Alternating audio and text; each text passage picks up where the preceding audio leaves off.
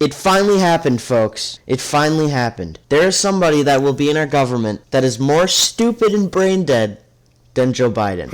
And if you thought circle back was a constant phrase used by Jen Psaki that's gotten a little bit old, well, just wait until you hear Merrick Garland and how many times he can fill a sentence with the word because his brain doesn't process fast enough to understand anything else or have any other word really to say. The future AG of our country doesn't believe in domestic terrorism and thinks Antifa is just an idea, even though they've caused over $2.5 billion in property damage.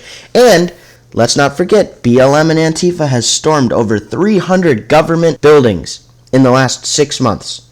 300 government buildings, and they're getting mad that fake Trump supporters stormed the Capitol on January 6th. Makes sense to me, but remember, who is the people behind January 6th? The Democrats and Antifa.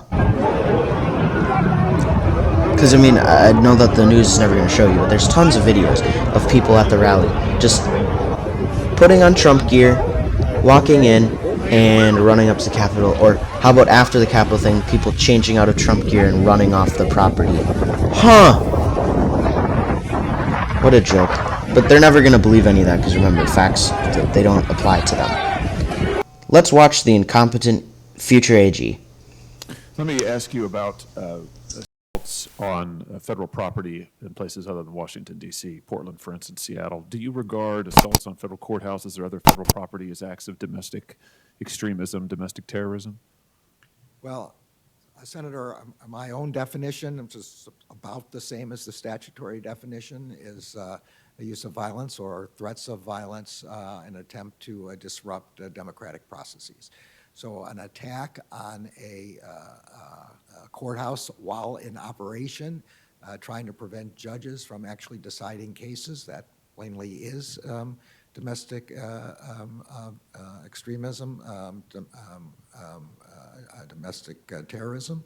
An attack simply on government property at night or any other kind of circumstances is a clear crime and a serious one and should be punished.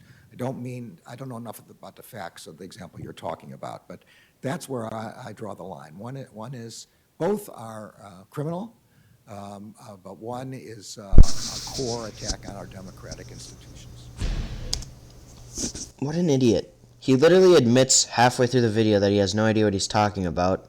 Imagine that, a Democrat not knowing what they're talking about, not knowing the facts. The news will make it seem like Democrats are all-knowing and that Joe Biden is the second coming of Jesus, which obviously y'all know he's not. Right now, China and North Korea, now would be the best time for you to just obliterate us because our commander-in-chief would send in the military 50 days after, or after the problem's already been solved, like he did in Texas with the winter weather stuff. I'm still in Texas, by the way.